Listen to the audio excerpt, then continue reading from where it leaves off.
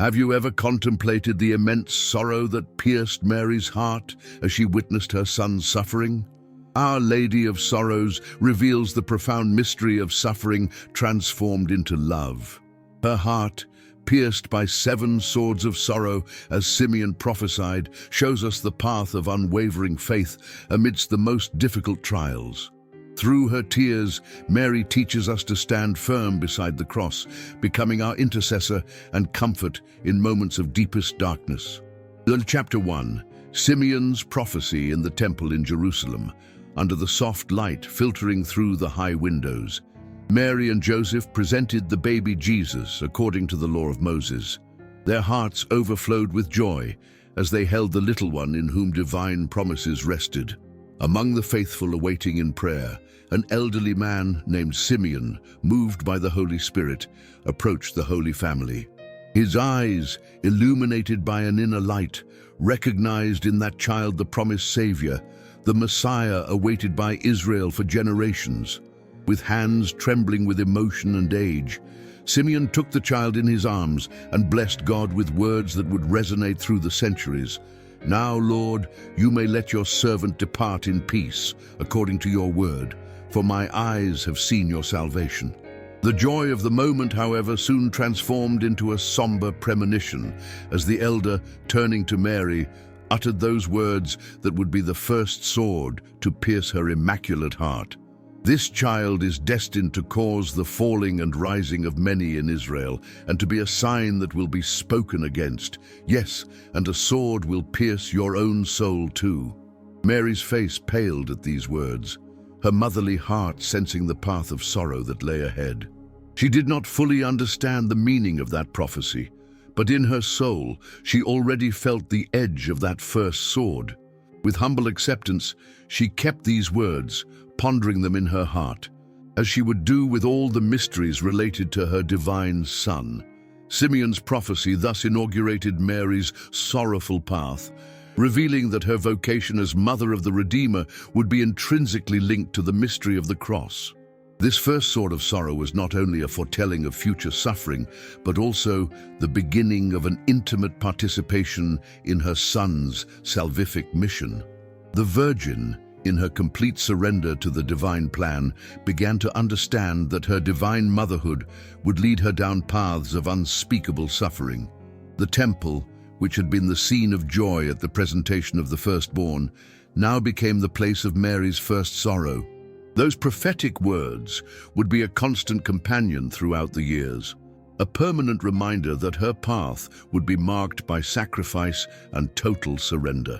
However, amidst this painful revelation, Mary retained the serenity of one who fully trusts in the Father's will, showing us that true love is always willing to embrace suffering for the beloved. Chapter 2. The flight to Egypt night enveloped Bethlehem when Joseph was awakened by an urgent dream. An angel of the Lord with a firm and clear voice commanded him, "Arise, take the young child and his mother, and flee to Egypt, and stay there until I tell you, for Herod is about to search for the child to destroy him." With a troubled heart, Joseph awakened Mary, who slept beside little Jesus. His words, spoken in hurried whispers, made Mary immediately understand the gravity of the situation. They had to leave without delay. In the gloom of that fateful night, Mary felt a second sword pierce her maternal heart. Only a few months had passed since her son's birth, and already the threat of death loomed over him. With trembling but determined hands, she gathered their few belongings, while Joseph prepared the humble donkey that would carry them along the dangerous desert path. The cries of innocent children who would soon be sacrificed to Herod's wrath seemed to already resonate in her ears, increasing her pain. The journey to Egypt was a trek of uncertainty and hardship. For endless days, the Holy Family traveled along inhospitable paths, enduring the scorching heat of the day and the penetrating cold of the desert nights. Mary, clutching the little Savior to her breast, experienced the anguish of exile, far from her homeland, her loved ones, from everything familiar. With each step they took away from their homeland, she felt more deeply the weight of being the mother of the persecuted Messiah. Arriving in Egypt brought new challenges, an unfamiliar language, different customs, the wary gaze of the locals toward those Jewish foreigners. Joseph had to diligently seek work to support his family, while Mary created a home in a foreign land. Among the worshippers of pagan gods, this humble family kept the flame of faith in the true God burning brightly, protecting the child who would one day reveal the Father's face to the world. This second sword of sorrow taught Mary the profound meaning of helplessness and persecution. Like so many refugees throughout history, the Holy Family experienced forced displacement, the precariousness of life in a foreign country, the longing for their homeland. However, amidst these trials, Mary maintained unwavering trust in divine providence, knowing that these events were part of the mysterious plan of salvation. Her heart, though wounded by this new sword, remained steadfast in faith, showing us how to face life's adversities with dignity and hope. Chapter 3. The Lost Child in the Temple. The streets of Jerusalem bustled with pilgrims returning home after the Passover celebrations. Among the crowd, Mary and Joseph proceeded with determined steps, convinced that Jesus, now 12 years old, was walking alongside other relatives or acquaintances in the caravan. The first day of the journey passed without incident, until as evening fell, they looked for the child among relatives and acquaintances. Anguish began to grow in their hearts when they realized that Jesus was not in any group. Mary and Joseph's faces paled as their gazes met, sharing the same fear. This third sword of sorrow plunged her into unspeakable anguish, a tormenting mix of agonizing thoughts. What if something terrible had happened to him? Was he hungry? Cold? Had he fallen into the hands of wicked people? On the third day, nearly collapsing from exhaustion and worry, they set their steps towards the temple. There, in one of the courtyards where teachers of the law instructed the faithful, they found Jesus, the baby. Jesus was sitting among the doctors, listening to them and asking questions that revealed a wisdom beyond his years. The wise elders looked at him in astonishment, marveling at the depth of his answers, the clarity of his understanding of the scriptures, the relief of finding him mingled with Mary's perplexity at the scene. "Approaching Jesus," she said in a voice reflecting both her past anguish and present bewilderment. "Son, why have you done this to us? Your father and I have been anxiously searching for you." The child's answer was unexpected and mysterious. "Why were you searching for me? Didn't you know I had to be in my father's house?" Those words, which Mary didn't fully understand at the time, revealed Jesus' awareness of his divine mission. This third sword taught Mary that her son belonged first to God. Before her, it was a painful lesson about detachment, a lesson every mother must learn, but in her case, it took on unique dimensions because of Jesus' divine nature. As they returned to Nazareth, Mary treasured all these things in her heart, pondering them silently. This episode in the temple marked the beginning of a new stage. Her son was beginning to reveal his identity and mission, and she had to prepare for an even greater detachment, a deeper sorrow than the swords that had already pierced her immaculate soul. After contemplating Mary's sorrow at losing the baby Jesus in the temple, I invite you to a moment of personal reflection. Have you ever experienced the anguish of feeling you've lost God in your life? What was your search and your reunion with him like? Share your experience in the comments. Your testimony can be a light for other pilgrims going through times of darkness or searching. Remember, like Mary, we all keep mysteries and experiences in our hearts, and by sharing them, we can strengthen the faith of our community. And his mother kept all these things in her heart. Luke 2:51. Chapter 4. The Encounter on the Road to Calvary. The morning of that Friday was filled with dark omens. Jerusalem, the holy city, was now a stage for shouts and jeers as the Son of God walked its streets carrying the wood of the cross. Mary, who had followed the events of the Passion with a broken heart, made her way through the hostile crowd, determined to be near her Son in those terrible hours. Sorrow accompanied her like a shadow, but her maternal love was stronger than any fear. On a corner of the road leading up to Golgotha, the encounter that would constitute the fourth sword of sorrow occurred. Jesus moved with faltering steps, his body lacerated by lashes, his face disfigured by blows, his head crowned with thorns that dripped blood onto his forehead. When Mary got close enough to see him, a stifled moan escaped her lips. The one she had cradled in her arms, whom she had seen grow in wisdom and grace, was now reduced to a spectacle of suffering beyond human comprehension. Their gazes met amidst the tumult, creating a space of intimate communion between mother and son. There were no words, they weren't necessary. Mary's eyes expressed all her love, all her compassion, all her desire to alleviate the suffering she felt as her own. Jesus' eyes, despite the pain that clouded them, conveyed comfort and strength, as if saying, "All this has meaning. Mother, all is fulfilled according to the Father's will." It was a brief encounter.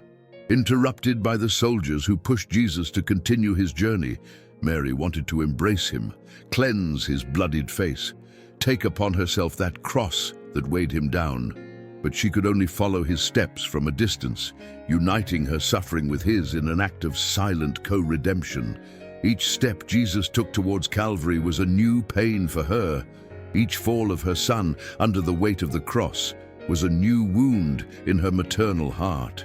This fourth sorrow transformed Mary into the mother of all who suffer. On that road to Calvary, she learned the sublime science of accompanying in suffering, of being present without being able to eliminate the pain of a loved one. Her example teaches us that true love does not flee from the suffering of another, but remains faithfully at their side, sharing their cross. That's why the Church venerates her as Our Lady of Sorrows, because in her heart pierced by the sword, we find comfort for our own afflictions, knowing that she understands the mystery of human suffering like no one else. Chapter 5. Mary at the foot of the cross. The sun hid behind leaden clouds, as if the sky itself wanted to veil its eyes from the scene unfolding on Golgotha. There, raised between heaven and earth, Jesus was agonizing on the cross, fulfilling the redemptive mission for which he had come into the world. And at the foot of that blood-soaked wood, firm as a pillar of unwavering faith, stood Mary. The evangelist St. John recounts it with moving simplicity. Near the cross of Jesus stood his mother's sister, Mary the wife of Clopas, and Mary Magdalene. Mary's presence at the foot of the cross constitutes the fifth and deepest sword of sorrow that pierced her immaculate heart. No mother has ever suffered what she suffered in those hours of agony. With eyes that could barely cry anymore from so much weeping, she watched her son suspended between the nails, struggling for each breath, enduring not only physical torment, but also the spiritual abandonment that made him cry out, my God, why have you forsaken me?" Each word spoken from the cross resonated in Mary's heart with particular intensity. But there was a moment of particular significance when Jesus, seeing his mother and beside her the beloved disciple, said, "O woman, behold your son," and then to the disciple, "Behold your mother." In the midst of his supreme pain, the Redeemer entrusted his mother to humanity, represented in John, and entrusted all of us to her maternal care. Thus was born, at the foot of the cross, Mary's spiritual motherhood over the Church and over each believer. For 3 agonizing hours Mary stood, intimately participating in her son's redemptive sacrifice. The Church Fathers have seen in this posture the most sublime expression of her strength and faith. She did not collapse in despair. She did not flee the horror of that ignominious death, but offered her sorrow, uniting it with Christ's for the salvation of the world. Her maternal heart, pierced by the sword foretold by Simeon, became a wellspring of new life for humanity. When finally Jesus bowed his head and yielded up his spirit, Mary experienced the culmination of her inner martyrdom. The silence that followed her son's last breath seemed to stop time itself. The work of redemption was accomplished, but for the mother, a new path of solitude and hope began.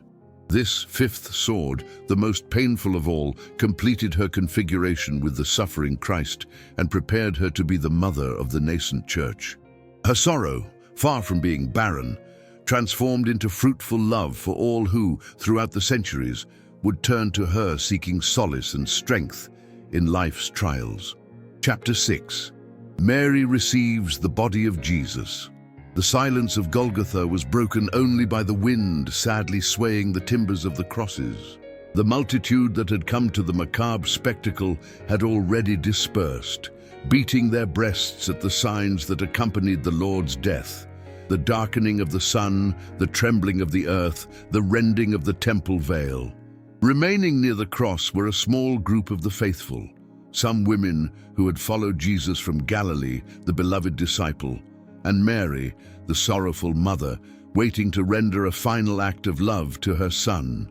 The arrival of Joseph of Arimathea and Nicodemus, hidden disciples who now bravely revealed themselves, brought a ray of comfort amidst so much desolation. They had obtained permission from Pilate to remove Jesus' body and give it a dignified burial. With infinite respect, these pious men began the task of unnailing the Lord's martyred body. Each hammer blow to remove the nails resonated in Mary's heart like a new blow from the sixth sword of sorrow piercing her. When at last they lowered the lifeless body from the cross, they placed it in the arms of his mother. Mary received that broken body, that disfigured face that had once been the joy of her eyes. With indescribable tenderness, she cradled her son one last time, as she had done on the night in Bethlehem. Her trembling fingers traced the wounds on his hands, his side, his brow crowned with thorns, while her tears fell on his beloved face, washing away the congealed blood. This moment of sublime sorrow has been immortalized in Christian art through the image of the Pietà, which shows Mary holding Jesus' lifeless body in her lap. In that image, the Church has recognized the most moving expression of maternal love carried to the extreme of sacrifice. Our Lady of Sorrows thus becomes an icon of divine compassion, which does not abandon man in his suffering, but embraces and transforms him. During those moments when she held her dead son in her arms, Mary relived Jesus' entire life: his birth in Bethlehem, his childhood in Nazareth, his preaching along the roads of Palestine, the miracles he performed, the words of life he spoke. Everything culminated now in this silence of death, in this broken body that she held with infinite love. However, in the depths of her sorrow, the faint light of hope already shone.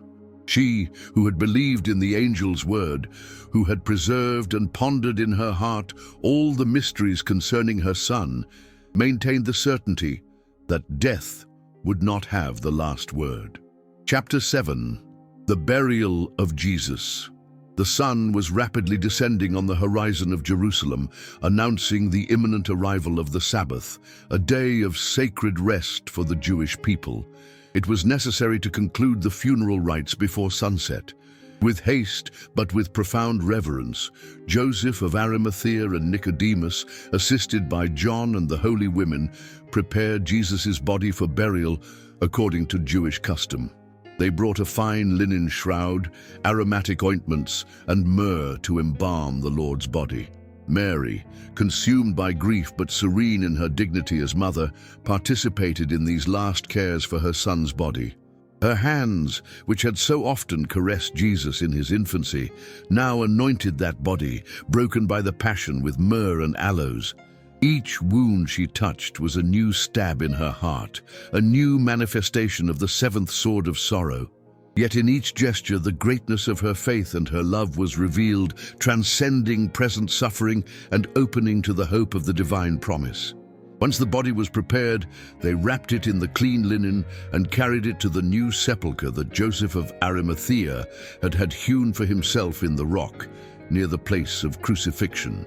It was a worthy tomb, never before used, thus fulfilling the prophecy of Isaiah. He was buried with the wicked and a tomb with the rich.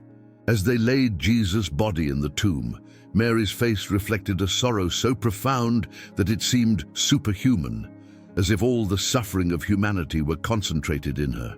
A large stone was rolled to close the entrance of the tomb, physically sealing the separation between mother and son. That dull sound of the stone fitting into place resonated in Mary's heart like the final blow of the seventh sword. Now began for her the silent waiting, the dark night of faith in which only the small flame of hope shone. While the others withdrew to observe the Sabbath rest, she remained spiritually beside that tomb, watching in the solitude of her sorrow. The Sabbath passed for Mary in a silence pregnant with mystery. It was a day of apparent defeat, in which all of Jesus' work seemed to have ended in failure. However, in the heart of the sorrowful mother, faith kept alive the certainty that God would fulfill his promise. This seventh sword of separation and waiting completed Mary's path of sorrow and prepared her for the overflowing joy she would experience at dawn on the first day of the week, when her son, victor over death, would gloriously rise from the tomb. Her sorrow would then be transformed into joy, a joy that no one could take from her, for she would have fully participated in the paschal mystery of Christ, in his passion, death, and resurrection. Chapter 8. The Seven United Sorrows. Mary's seven sorrows aren't isolated episodes, but a spiritual journey that fully shaped her with her Redeemer Son. Just as seven musical notes create a harmony, these seven sorrows, united, compose a symphony of love and suffering. Resonating in the Immaculate Heart of the Mother of God, the Church tradition venerates these sorrows, not to glorify suffering itself, but to understand the redemptive value when joined to Christ's sacrifice. The first sorrow, Simeon's prophecy, foreshadowed all the others. Like a seed contains the future tree, that a sword will pierce your soul, unfolded throughout Mary's life, progressively revealing its profound meaning. The flight to Egypt taught her the despair of exile. Losing the child in the temple showed her that her son belonged first to God, before her. The encounter on the Via Dolorosa immersed her in the abyss of redemptive suffering. Her presence at the foot of the cross intimately linked her to the saving sacrifice. Receiving Jesus' lifeless body allowed her to offer her pain as a gift of love, and the burial of her son introduced her to the silence of trusting expectation. These seven sorrows, viewed together, reveal Mary's spiritual journey as co-redemptrix. Without diminishing the uniqueness of the redemption accomplished by Christ, the Church acknowledges Mary's unique participation in her Son's salvific work. St. Paul VI beautifully expressed this, saying that Mary is the creature who most perfectly realized the image of Christ, the one who most fully responded to the vocation of becoming like him through the way of the cross. Her suffering wasn't sterile, but extraordinarily fruitful for the salvation of the world. Mary's seven sorrows also hold a deep meaning for our Christian lives. They teach us that suffering, inevitable in human existence, can be transformed by love into a path of redemption and life. Mary didn't avoid pain. She didn't rebel against it, but she embraced it with faith and transformed it into an act of love. Her example shows us that true compassion doesn't consist in eliminating suffering at all costs, but in accompanying it and living it meaningfully, united to Christ, who assumed our pains to transform them into salvation. Devotion to the seven sorrows of Mary, therefore, isn't a spirituality of sadness or passive resignation, but a path of configuration with Christ that necessarily passes through the cross to reach the resurrection. Contemplating the sorrowful mother helps us understand that our own sufferings, united to those of Christ, acquire redemptive value. In each of the seven swords that pierced her heart, Mary teaches us to remain faithful in trials, to trust in God when all seems lost, to transform pain into fruitful love for others. Chapter 9. Our Lady of Sorrows in Church Tradition. Devotion to Our Lady of Sorrows has its roots in the early centuries of Christianity. The Church Fathers, like St. Ambrose and St. Augustine, deeply meditated on Mary's suffering at the foot of the cross, seeing in her the perfect model of faith that remains unshaken in the midst of trial. However, it was during the Middle Ages that this devotion began to take definite shape, especially through the contemplation of the 7 swords, which, according to tradition, pierced the Virgin's heart. In the 13th century, the Servite order, Servants of Mary, significantly contributed to the spread of this devotion, founded by 7 Florentine nobles who, after a vision of the sorrowful Virgin, decided to dedicate their lives to meditating on and spreading Mary's sorrows.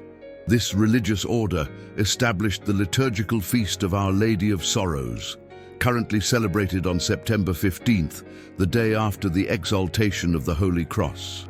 This proximity in the liturgical calendar underlines the intimate connection between Christ's passion and the sorrows of his mother. Throughout the centuries, the magisterium of the Church has deepened the theological and spiritual meaning of Mary's sorrows. Pope Benedict XIV approved in 1727 the celebration of the 7 sorrows of the Blessed Virgin Mary for the entire universal Church. St. John Paul II, in his encyclical Redemptoris Mater, highlighted Mary's presence at the foot of the cross as the culminating moment of her pilgrimage of faith, emphasizing that on Calvary, Mary, along with the abandonment of her Son, makes a gift of herself as mother to humanity. The iconography of Our Lady of Sorrows has poignantly depicted this devotion through the centuries. The traditional image shows her with her heart pierced by 7 swords, symbolizing the 7 sorrows. Other representations show her at the foot of the cross, her face furrowed with tears, yet serene in her dignity, or holding her Son's lifeless body in her lap, the Pietà. These images have nourished popular piety and have helped generations of the faithful to contemplate the mystery of redemptive suffering through Mary's eyes. Numerous religious orders, congregations, and confraternities have emerged throughout history under the patronage of Our Lady of Sorrows. In Spain and Hispanic America, the Brotherhoods of the Virgin of Sorrows hold a prominent place in Holy Week celebrations, with processions that emotionally depict the mother's suffering before her son's passion. In Italy, the devotion to the Addolorata has generated artistic and devotional expressions of extraordinary beauty, such as the musical Stabat Mater, composed by great masters like Pergolesi, Vivaldi, or Rossini. Popular piety has found in Our Lady of Sorrows a compassionate mother who understands human suffering because she herself has experienced it to the fullest extent. The faithful turn to her in times of affliction, knowing that they will find understanding and consolation in her who is called Consolation of the Afflicted. This maternal closeness of Mary to those who suffer has been underlined by the recent magisterium, which sees in her not only a model of faith, but also an active presence that accompanies the people of God on their sometimes painful journey through history. Chapter 10. Marian Apparitions and the Virgin's Sorrows. Throughout history, the Blessed Virgin Mary has appeared in various apparitions around the world, and in many of them, she has revealed aspects related to her sorrows. These heavenly manifestations have significantly contributed to expanding and deepening devotion to Our Lady of Sorrows, showcasing its importance for the spiritual lives of the faithful and for God's salvific plan. In La Salette, France, on September 19, 1846, the Virgin appeared to 2 shepherd children, Mélanie Calvat and Maximin Giraud, appearing with a sorrowful countenance, shedding abundant tears. During this apparition, approved by the Church, Mary revealed her grief over humanity's sins, especially blasphemy and the profanation of the Lord's Day. Her tears, which deeply impressed the visionaries, were a visible testament to her maternal suffering in the face of her children's infidelity, reflecting the continuity of her sorrows in the history of salvation. In Fatima, Portugal, during the apparitions of 1917 to the three little shepherds, the Virgin Mary also manifested her sorrow for the sins of the world and their consequences. She showed them a vision of hell and spoke of wars and persecutions that would afflict humanity if it did not repent. The devotion to her Immaculate Heart, which the Virgin requested be spread, is intimately linked to her sorrows. For it is that same heart that was pierced by the 7 swords of sorrow. The little shepherds of Fatima understood that Mary's sufferings continue as long as her children stray from the path of salvation. More recent apparitions, such as those in Kibeho, Rwanda, 1981-1989, have also centered on Mary's sorrows. There, the Virgin presented herself as Mother of the Word, and showed the visionaries visions of suffering that foreshadowed the genocide that would take place years later in that country. She taught them that the way to prevent such suffering was prayer, penance, and a return to God. This apparition, also officially recognized by the Church, reveals how Mary's sorrows have a prophetic and salvific dimension. They warn us about the consequences of sin and call us to conversion. In these and other Marian apparitions, the Blessed Virgin has wanted to remind humanity that her sorrows did not remain in the past, but continue as long as her children turn away from God and from one another. However, this is not a message of despair, but a maternal call to conversion and hope. As she said in Fatima, "In the end, my Immaculate Heart will triumph."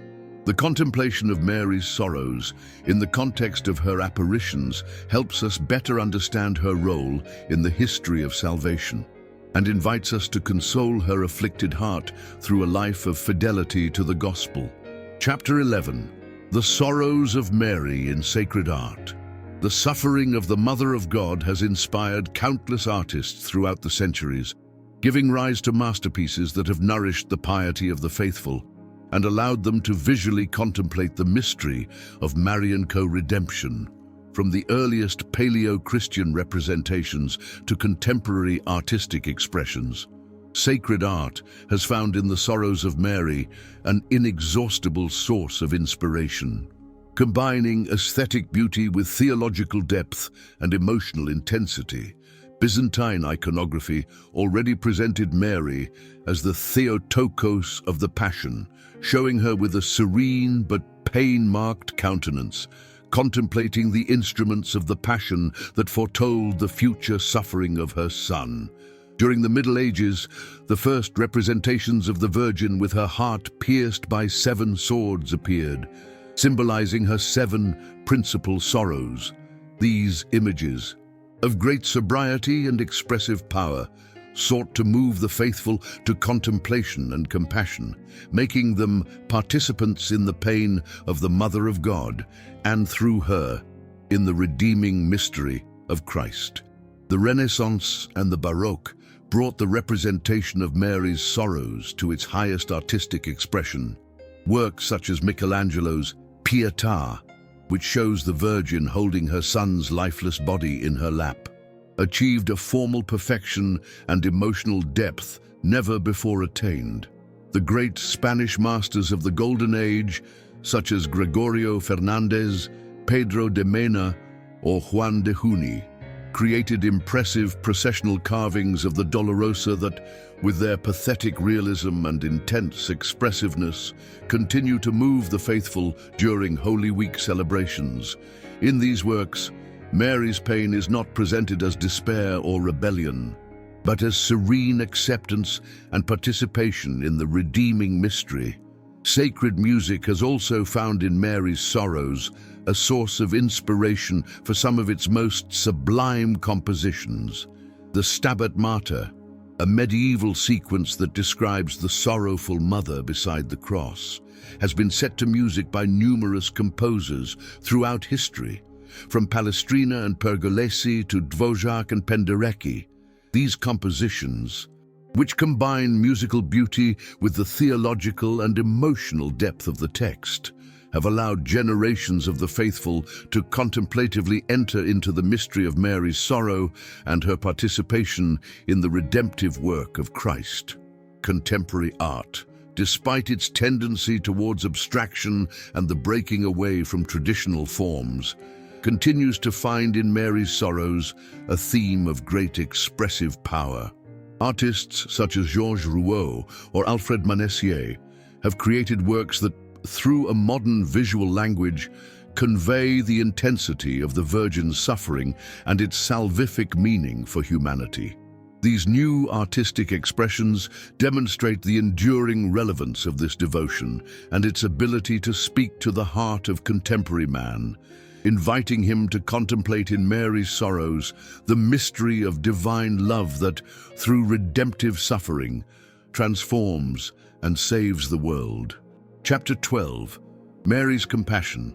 The word compassion, in its deepest sense, means to suffer with, to share the suffering of another, making his or her pain one's own. No one has experienced compassion as perfectly as Mary, who on Calvary made her own her Son's redemptive suffering out of love for humanity. Saints and mystics have contemplated this compassion of Mary as a unique participation in the work of redemption, calling her, therefore, co-redemptrix, not because she adds anything to the sufficiency of Christ's sacrifice, but because she cooperated with him in a singular way through her faith and her love. St. Catherine of Siena, in her mystical dialogues, describes how Mary's heart was so united to Jesus that she could not help but share his sufferings. If it had been possible, the saint writes, Mary would have gladly gone up to the cross in place of her Son. This total availability to share the suffering of a loved one defines the essence of Christian compassion. It's not mere pity or a fleeting feeling, but active participation in the pain of another, with a willingness to alleviate it. Mary's compassion didn't end with her Son's ascension into heaven. As Mother of the Church, she continues to share the sorrows of the members of Christ's mystical body. When a Christian suffers, Mary suffers with him. When the Church is persecuted, Mary feels in her heart the wounds inflicted on her children. This enduring compassion makes her a safe haven for all the afflicted, an inexhaustible source of comfort for those experiencing any form of pain, whether physical, moral, or spiritual. The saints who have most intensely lived the devotion to Our Lady of Sorrows have discovered in her a privileged path to unite with the crucified Christ. Saint Louis-Marie Grignon de Montfort affirmed that devotion to the sorrows of Mary is the shortest and surest path to perfect union with Jesus. And it is that contemplating the sorrowful mother teaches us to look at the cross not with fear or rejection, but with grateful love, recognizing in it the supreme sign of divine love for humanity. This compassion of Mary holds special value for our time, marked by so many forms of suffering, wars, illnesses, injustices, loneliness.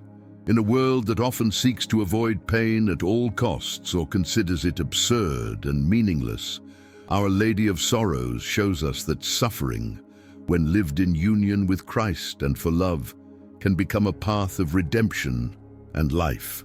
Her compassion teaches us not to flee from our own pain or to be indifferent to the pain of others, but to transform it into an occasion of love and spiritual growth. Chapter 13. The spiritual fruits of this devotion. Devotion to Our Lady of Sorrows, lived with authenticity and depth, produces abundant spiritual fruits in the life of a Christian. It is not a sentimental or superficial piety, but a path of configuration with Christ that necessarily passes through participation in his cross. Like all authentic Marian devotion, this does not stop at Mary, but leads to her Son. Following the fundamental principle of Catholic spirituality, to Jesus through Mary, the first fruit of this devotion is strength in trials. Mary, who remained standing by the cross when all but John had fled, teaches us to face the difficult moments of life with dignity and steadfastness. Contemplating her serene and faith-filled sorrow helps us understand that suffering, though inevitable in the human condition, does not have the final word. Our Lady of Sorrows shows us that it is possible to go through the hardest trials without losing inner peace or trust in God. A second fruit is active compassion towards those who suffer. Whoever contemplates the sorrows of Mary learns to look with new eyes at the suffering of their brothers and sisters, not as something alien or distant, but as a reality that challenges and commits us. True devotion to Our Lady of Sorrows necessarily translates into concrete works of mercy, visiting the sick, consoling the afflicted, accompanying the dying, defending the persecuted. Following Mary's example, the Christian becomes a Simon who helps carry the cross of suffering brothers and sisters. Inner purification constitutes another precious fruit of this devotion. The sorrows of Mary teach us to value what is essential and to relativize what is secondary, to detach ourselves from disordered attachments that prevent us from following Christ freely. St. Paul of the Cross, a great devotee of the Passion of the Lord and the sorrows of Mary, affirmed that to meditate on the sorrows of the Virgin is like a baptism of fire that purifies the soul of its imperfections. This purifying process progressively configures us with Christ, the true goal of all Christian life. A fourth fruit is a deepening in the paschal mystery of Christ. Devotion to the sorrows of Mary helps us understand that the cross is not the end of the journey, but the necessary passage to the resurrection. She, who accompanied her Son on Calvary, was also a privileged witness to his triumph over death. Her example teaches us that our crosses, united to that of Christ, are transformed into a source of life and hope. Our Lady of Sorrows is also the Virgin of Hope, who shows us the bright horizon towards which we walk through the trials of life. Finally, this devotion grants us the gift of childlike trust in Mary as our mother. At the foot of the cross, Jesus gave her to us as mother. And at that moment, her maternal heart expanded to embrace all those redeemed by the blood of her Son. To turn to Our Lady of Sorrows in our afflictions is to find the welcoming embrace of a mother who understands our pain because she herself has experienced it, and who knows how to guide us towards the hope and comfort that only God can give. Chapter 14. The Spirituality of Mary's Sorrows in Daily Life. Devotion to Our Lady of Sorrows is not simply a pious practice reserved for certain moments or liturgical celebrations, but a spirituality that can and should permeate the entire daily life of the Christian. Living according to this spirituality means learning from Mary to face daily trials with faith and love, transforming inevitable suffering into a path of spiritual growth and configuration with Christ.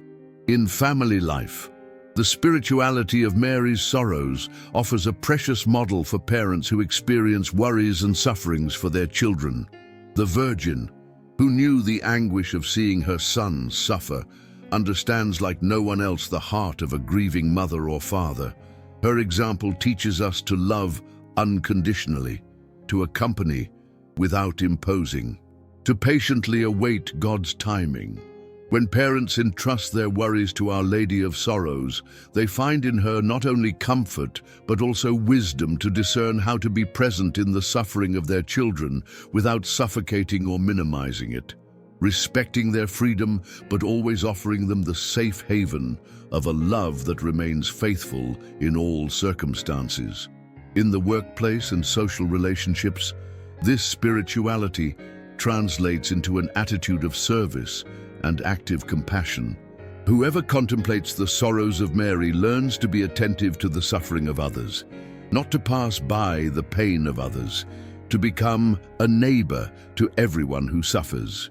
The challenges of work, interpersonal conflicts, social injustices, experienced in the light of this devotion, transform into opportunities to practice mercy and witness Christian charity.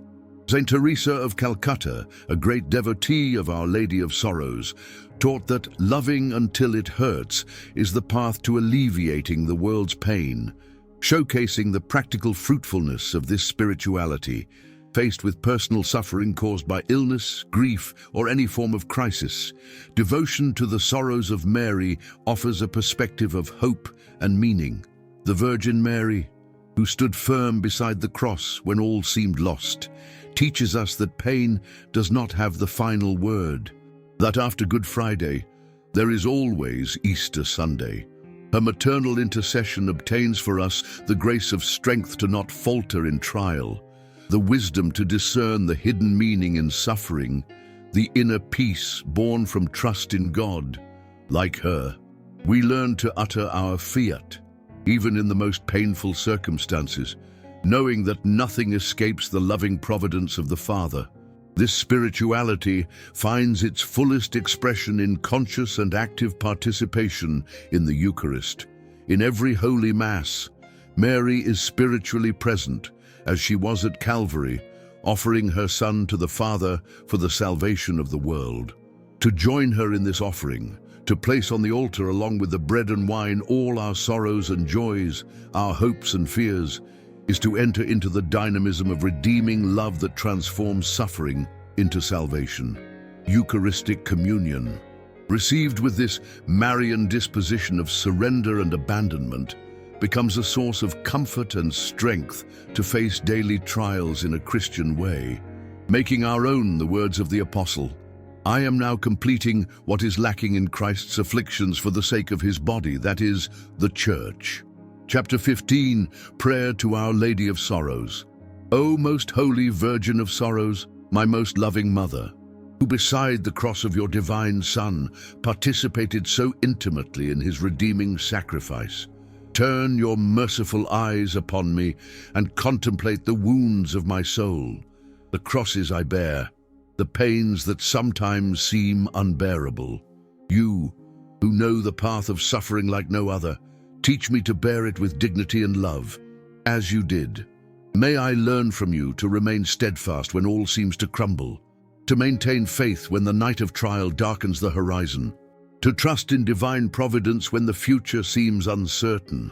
Mother of sorrows, whose heart was pierced by 7 swords of sorrow, help me to understand the redeeming value of suffering when united to that of Christ.